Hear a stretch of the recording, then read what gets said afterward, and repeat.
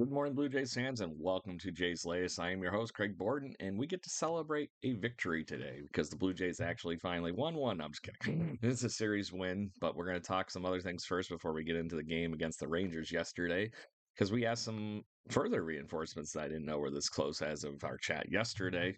Andres Jimenez started his rehab assignment for his quadricep injury. He is going to be down in Dunedin playing with the Dunedin Blue Jays for the next few days.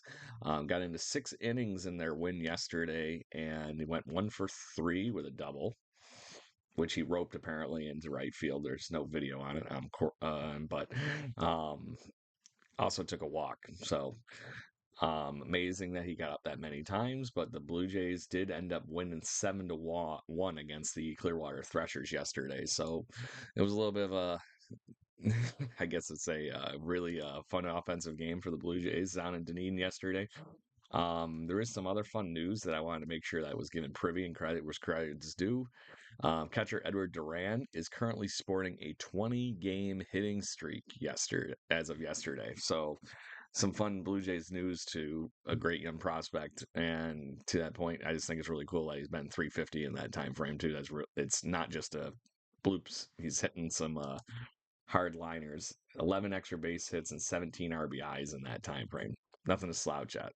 Really, really cool stuff. So, on that note, like I said, hopefully Andres Jimenez will be another bat, another glove at least that the Blue Jays can add back to this lineup. Excuse me. So, last night in Texas, the Blue Jays did have a nice win where they, like I said, pull out the Series W. So they are 1 game under 500, currently sitting in third place in the American League East behind the, I guess, yeah, it's third place. Sorry, got confused looking at something else. With their 27-28 record. But at the end of the day, we're still in it. Things could go well. Things could go crazy.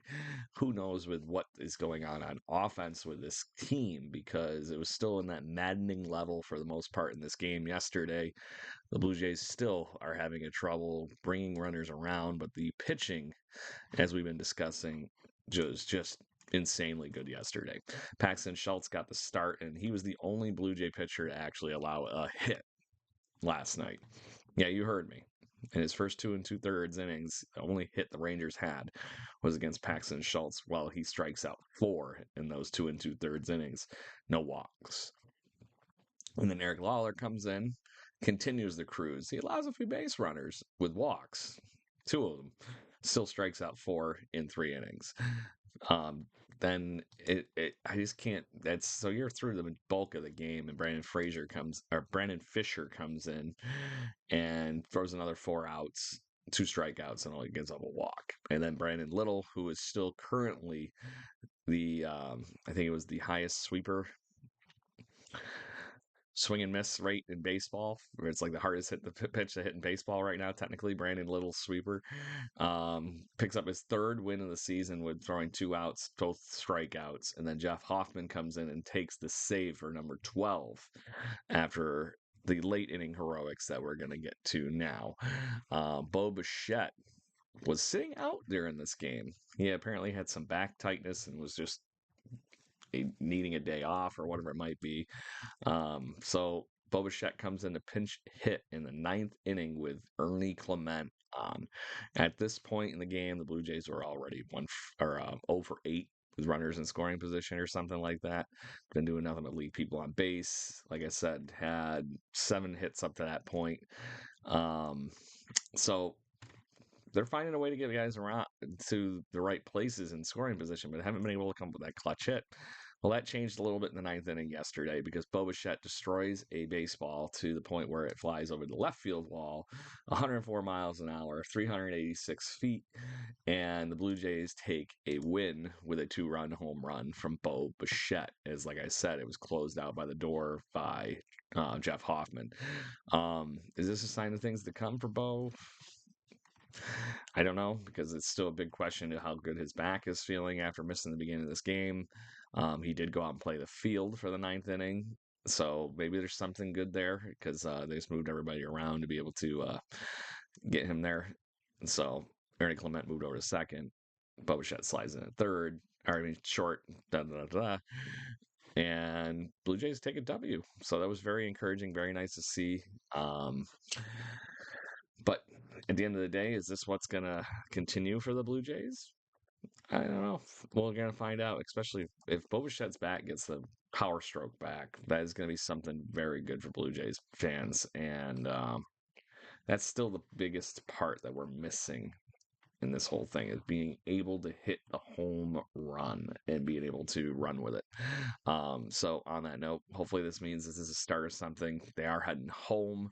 That is a heck of a way to end a series that we basically scored no runs and still were able to walk out with a win because the Blue Jays are heading home back to the Sky Dome and we're going to see Jose Barrios versus Jacob Lopez. Jacob Lopez has been doing pretty good for the I guess Sacramento A's is I guess what we call them now. It just says A's on their website. That's fun. So, anyways, the A's have been having a rough year. They're 23 and 33. Regardless of the fact that you do have some bright spots like Jacob Lopez in his last 3 starts, he just got is fresh off of a start where he actually, he hasn't started much, so there's that. 2 starts, but one was his last one was against the Philadelphia Phillies, where he cruised for 7 innings, allowing just 3 hits, 1 earned run, and 8 strikeouts. So there is something to say that Jacob Lopez could have a nice outing, but he has been pitching out of the bullpen most of the majority of this season. So obviously, in that saying, Blue Jays haven't really seen Jacob Lopez. The only Blue Jay I'll say even close to hit is Dalton Varsho has an RBI against him in 3 at-bats. The only other Blue Jays regular to face him, Bo Bichette, 0 for 3. So we'll see what happens. But on the flip side, the Blue Jays will have obviously Jose Barrios, who is currently looking to just find some consistency. It's been 3 runs in the last couple of outings, and but he's been really grinding through those starts, which is good because he's an ace and he should be doing that. 1-2 record, 4.22 ERA on the season, 56 strikeouts, and it's a chance for Barrios to really right the ship, kind of like that Bowden Francis did the other day. Barrios is grinding, like I said. I think he will be doing great, but it will be encouraging to see him beat up on the lineup that is the Sacramento A's. Lawrence Butler is the only one that really has touched him up so far. Had a home run. Most of the guys on the A's have not faced Jose Barrios very much, so not a lot of stock here, and somebody's going to beat him up too bad. But that's why you play the game. You show up some days, and some days you hit a dinger, and some days you strike out. It's just how it is. So, Blue Jays fans, if you missed the interview with Shane Told of Silverstein yesterday, make sure you head over to jbirdwatching.com or hit us up on social media at birdwatchinggc. It was a really cool evening to talk baseball with a rock star. So make sure you check that out. Right here on Jay's Latest, make sure you hit those like, share, subscribe buttons so you can be also distributed out to more Toronto Blue Jays fans because that's the whole point. Talk to Blue Jays fans and enjoy it and get to bring you awesome, wonderful news, which hopefully there'll be some more trade rumors and whatnot over the next few months or weeks even because something's got to happen with this Blue Jays team to be that catalyst if they think they're going to run all the way to the playoffs. So on that note, Blue Jays fans, have a great day. Cheers.